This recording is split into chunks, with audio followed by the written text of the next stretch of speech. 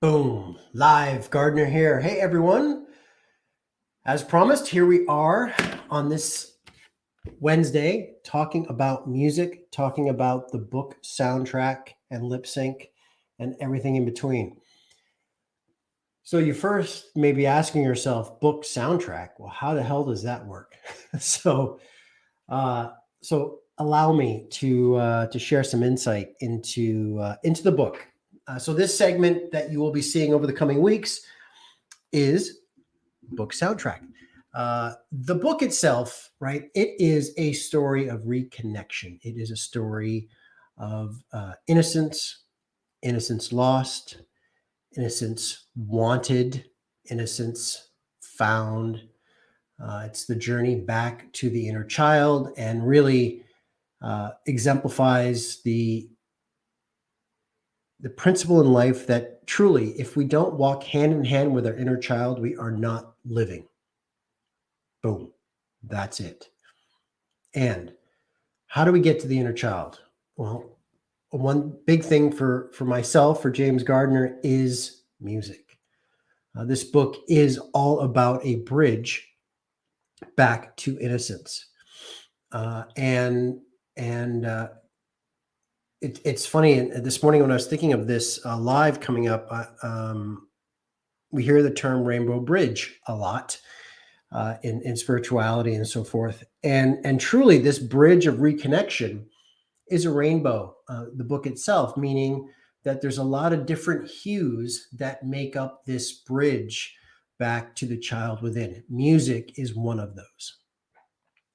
And we all have our own relationship with music. For me, it is a score. It's a soundtrack by which I live my life.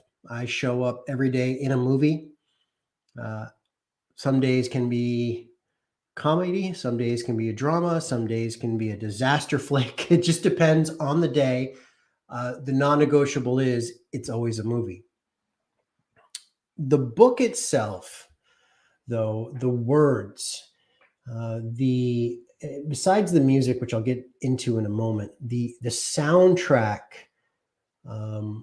is alive in the different arenas of the book. And so when I talk about music in the book, I truly mean this symphonic state of existence that I feel all of us can walk around in when we walk with our inner child. And give you just some context, in the Rhode Island and the Atlantic and the breeze of the Atlantic storms coming in through the old colonial towns and across the Stonewall farmlands.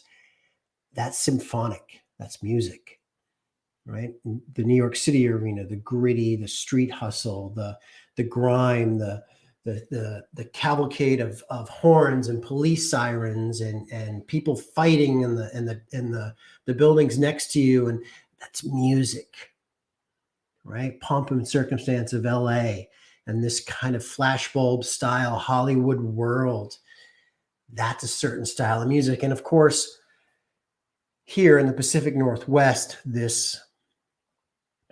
the book, I talk about this tribal undercurrent of Middle Earth and this kind of last stand for a man to reconnect to the child. So music lives and breathes in this book.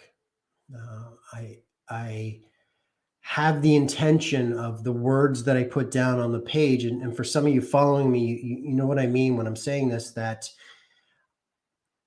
it's a composition, it's a musical exchange, it's an energy that's exchanged in a lot of the words. And so I like to feel my intention there for people that will be reading the book is that there's an underlining score to the words and the emotion on the page. Music is a big part in this process of the book too, and has been over the last few years, and also in my journey stepping into the James I am now. Well, the James that I am now, but the journey of that, which has been my entire life, if you will, music has been the one constant that has been with me by my side, come rain, shine, hell or high water. So it's an important part of me, how I show up. It's an important part of this creation process. And I truly feel, just like the movies that we know and love, the undercurrent of that and the intention of that in the words that you will be reading will help to create an atmosphere that I think will draw you in and leave you inspired and touched. Now, here's some fun stuff. So yes, lip syncs. Why lip syncs? Why are they coming back? Well, why not? Because I'm James Gardner and I like to have fun and be a kid. The whole book is about reconnecting to the inner child. Well, let's do some flipping lip syncs. So I'm going to be busting out a whack load of lip syncs. Definitely coming up shortly. They're going to be spaced out in amongst everything else that I got going on. And there's a reason for that. I like to have fun, and it allows me to blow off steam. So it gives me my get out of jail free card. So to be a nerd that I am. So I'm all over that. Number two, the songs that are chosen, that will be chosen, or the artists that will be chosen, have a direct impact to the story. So I'm not, first rule of Fight Club, when you're going to lip sync, if you want to do a good lip sync, you lip sync something that you know. Okay. And also, though, it has to serve a purpose. And that purpose is there's meaning behind it, a deeper meaning as to something in little Jimmy's life, or, the young Jimmy trying to find love for the first time in high school, or the fledgling warrior Jimmy picking up his oar and rowing, or whatever it is, right? There's context behind it. That's what I want to share with you moving forward, also to give you a little bit of insight of how that plays a part in the book. So what I thought I would do is just give you a little bit of rundown of some of the artists that will be lip synced by me as part of this pre-sale first edition campaign. So I don't know why I'm kind of nervous about this. So you guys putting all the pressure on me with the lip syncs. Of course, we're going to have my go-to, my standby, because they play a big part in the book. Journey, of course. REO Speedwagon. Got to love the 80s. A little Poison, a little Boston. Maybe The Cult.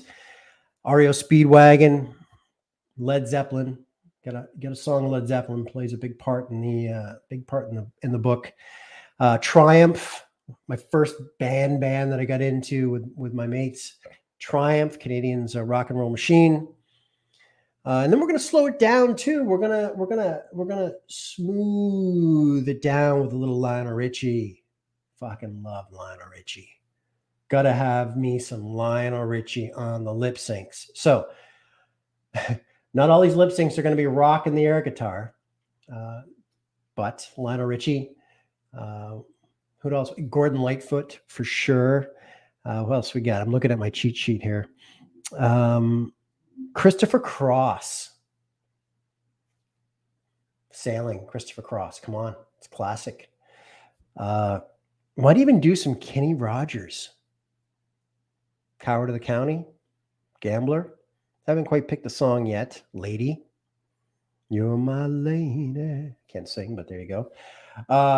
Anyway, gang, that's a little bit of, oh my God, how could I forget I forgot my main squeeze in music, Queensryche. Jeff Tate, the man, the myth, the legend. Got to throw some Queensryche in there, for God's sakes. I have Queensryche tattooed on my body forever. So some Queensryche. I'll spare you some of the Gardner hard rock icons. Other than that, I don't want to scare you all away, but that's a good starting list for you to give you a little bit of what's in store.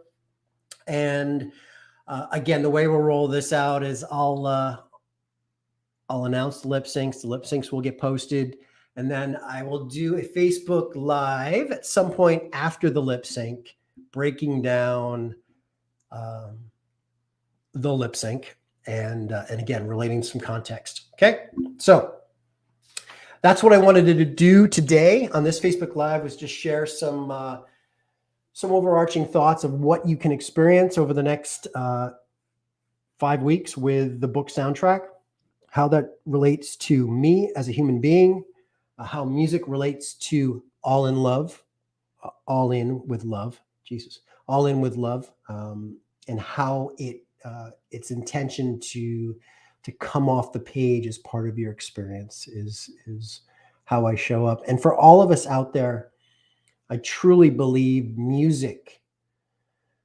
is part of that creative genius and that creative artistic rhythm by which we as human beings operate.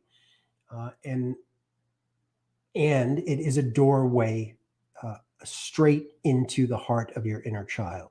So let's live each day with a symphonic experience and how we greet the world.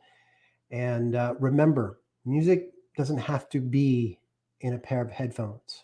Music can be looking out the window, stepping out on the balcony on a windy day like this, and hearing the seagulls and feeling the breeze and hearing, and that's music. It's music. All right. Mad love to you. Talk soon.